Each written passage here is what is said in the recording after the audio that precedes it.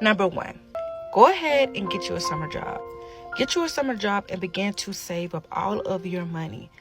Every dime that you can save towards campus, do that. Some people think that it's not that complicated, but when you get to college, things get really complicated. Some of us don't have a strong support system, and if you do not have that monetarily, I would suggest getting a job for the summer and working and saving for clothes, saving for extra expenses like you want to go out, saving for my ladies, if you want to be dolled up, whatever you like to wear, whatever you makeup, things like that. I would save money for all of that. Save to go to different events. Save for food. Save for food, okay? Have you some emergency money, okay? If you can, I would at least start up a strong 500 to 1K in money this summer towards just food for your first year in college.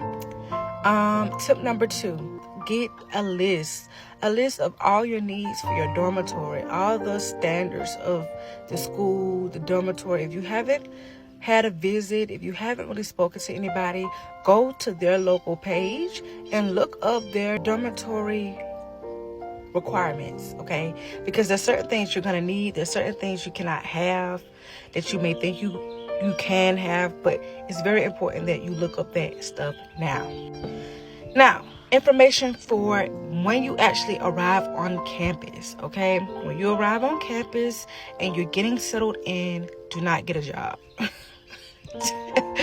Do not get a job. If this is your first year going to college, do not get a job or pursue a job until your next semester. It's okay to apply for work study. I would go ahead and do that, but I would not actually start working until your next following semester, spring semester, so you can get used to the scheduling, so you can get used to what's going on, okay? And that goes into my next tip, okay? I might give some extra ones since I'm talking to you guys. Next tip, please, be mindful of who you are around. Be mindful of who you are around. I would try my best to be around people who already is familiar. Get you a mentor. If you could be friends with a sophomore, a junior, or a senior that's familiar with the campus and can help you, that would be great for you, because you want to be mindful of the environment you're in.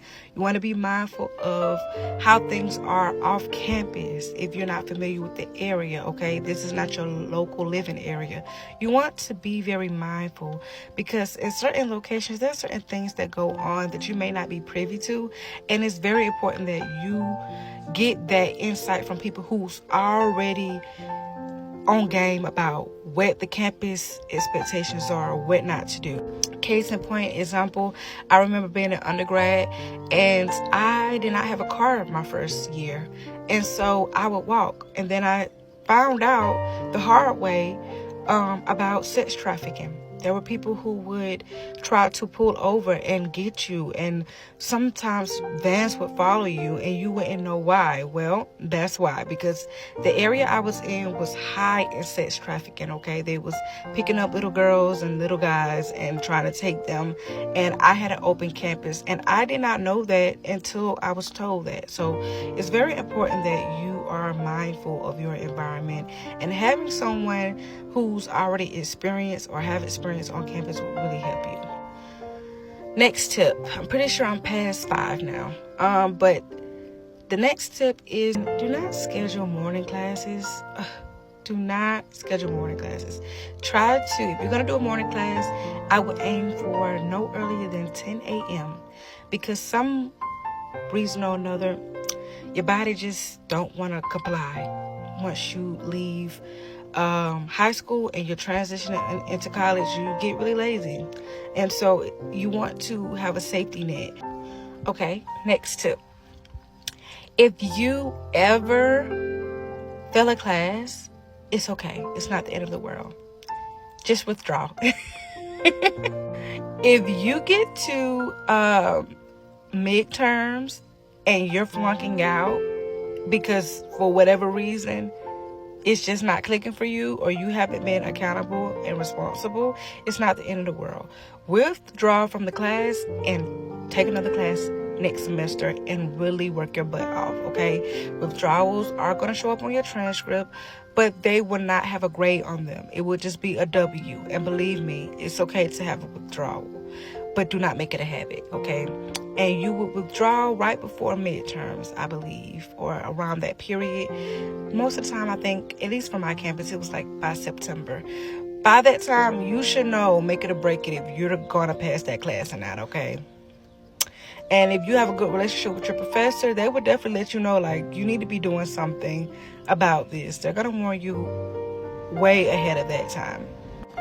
Next tip, get an accountability partner. An accountability partner will help you. I was a great accountability partner. I was the friend that would knock on your door if I knew we had the same classes. I was knocking on your door to come and pick you up because, yeah, we're going to be successful. Now, at the same time, I was a smart accountable partner. If you have the same class as your colleagues, okay, at this point, let me tell you, the easiest way to kind of work the system is by having a group with you in class.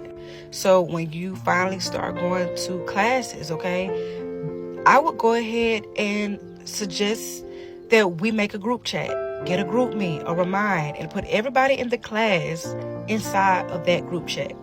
I've done it. It works. If you don't show up to school, you will always still be in place and in the know about everything that's going on in class. If there's a homework assignment that's due, have a friend or somebody in that class, they're going to post it in there so that everybody still knows what's going on, okay?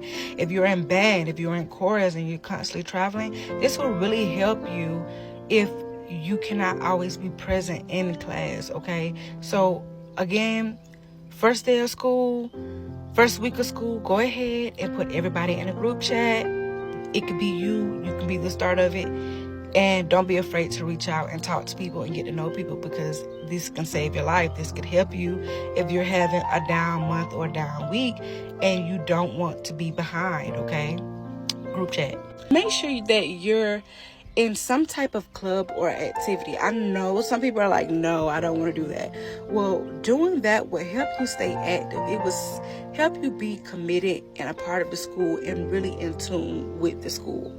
And it will most likely help you keep your grades in a certain place and not have you in a lazy moment, okay? Because if you're not connected to the school in any type of way, 9 times out of 10, you're not really going to be doing what you need to do. It's very important that you be in a club, be in an activity, because that will help gain some type of friendships and connectivity to the community that you're building now. Because believe it or not, your college is your new home. All right, I hope this helps, and I'll see you in the next one.